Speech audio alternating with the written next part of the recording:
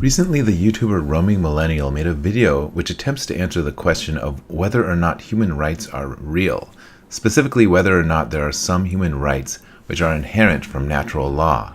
But with the increase of moral relativism and nihilism, a lot of people are even asking now whether human rights exist in the first place. Spoiler alert, I disagree with her answer. Spoiler alert, I think the answer is yes, they do exist. So, not to poison the well, but I'm aware that Roaming Millennial leans traditional religious conservative, and many of her opinions counter certain segments of the left which I myself tend to disagree with, especially the untenable moral relativist positions. But as with any discussion of objective versus relative morality, the actual nature of morality tends to get overlooked as two competing unsupported ideologies battle it out. I believe that Roaming Millennial commits this same error among others in her argument. These human rights can actually be divided into two categories. There are legal rights and then there are natural rights. Legal rights are given by the government and they can be taken away by the government. But in contrast to this, natural rights do not depend on government law, but rather natural law. So I understand the distinction she's making, but now she has the enormous task of demonstrating that natural law implies any sort of natural rights. Her attempt involves quoting several philosophers' opinions about the matter, but that's all they are, subjective opinions stated as fact. They're just naked assertions. John Locke writes that the state of nature has a law of nature to govern it, which obliges everyone, and reason, which is that law, teaches all mankind, who will but consult it, that being all equal and independent, no one ought to harm another in his life, health, liberty, or possessions. The quote goes on, and I like it, and I agree with it subjectively, but there's no argument for the existence of natural rights here. All he's saying is that he thinks it's reasonable that people shouldn't harm each other. This doesn't amount to a natural law.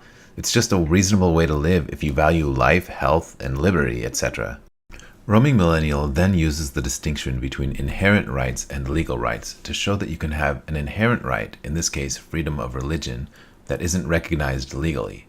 She uses Saudi Arabia as an example, and I can assume that her intent is to justify being able to judge another culture for what she perceives as violations of inherent human rights.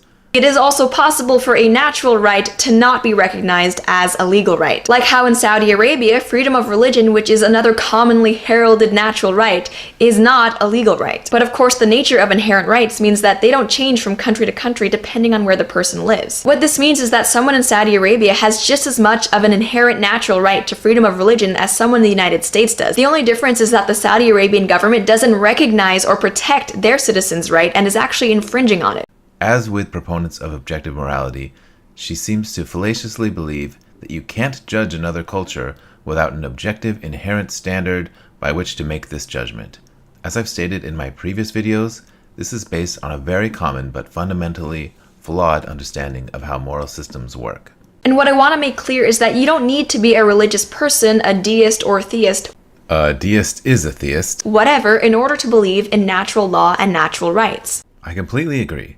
You can invent any number of bogus justifications for the existence of natural rights, just as you can invent any number of bogus justifications for objective morality. Religion is just one such justification.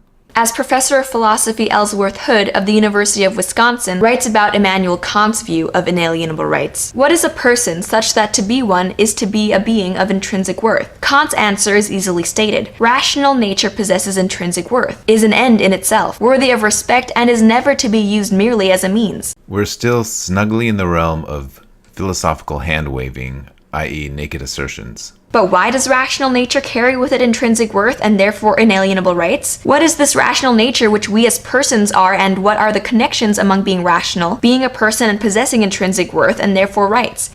That is the million-dollar question. The answer lies in practical reason, understood as moral autonomy, freedom, and the power whereby the person is capable of determining his or her own character. So as Kant argues, humans are by nature rational, and rationality is owed the inalienable right of self-determination. Again, this is a complete naked assertion.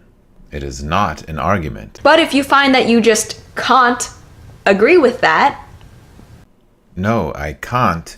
And I find it humorous that people take it so seriously. Well, you are not alone. A lot of people disagree with the theory of natural law and that as humans we are entitled to certain actions. It's argued that although we are able to come together as a society and agree what we can and can't do legally, therefore establishing legal rights, natural law, i.e. law without the force of government and therefore inherent human rights, do not exist. And if you ask me, that opinion is both right and wrong, depending on what types of rights we're talking about. Roaming Millennial then explains the distinction between positive rights, or rights which need to be provided to a person, like healthcare or food or shelter, and negative rights, which are things that exist by default and to be upheld require protection from interference, like freedom of speech or religion. I think this is an interesting distinction, but the question of whether or not either of these are intrinsic natural rights is entirely different, and Roaming Millennial fails to make this case. She merely asserts that negative rights are intrinsic without any rational justification whatsoever. Roaming Millennial then falls into the moral objectivist trap again, claiming that if intrinsic human rights didn't exist, then it wouldn't make sense for the world to call nations out for human rights violations. And one specific example of why it is so important to recognize that these negative inherent rights exist is that if they didn't, then the whole conversation surrounding international human rights violations would be kind of moot. If negative natural rights, like right to life, liberty, and property, do not exist, and the only real rights are the legal rights that are recognized by governments, then technically North Korea isn't guilty of human rights violations. And for those of you who might say, no, he's still guilty of violating human rights because the West recognizes these legal rights, if legality is the only concern, why would Western laws be an applicable standard to the North Korean government's actions? So it's not legality that's the only concern, but rather it's the common subjective values which inform these laws, which would be the basis by which we'd call out these violations. We wouldn't be objectively right to do it, we'd just do it because that's how moral systems work in populations.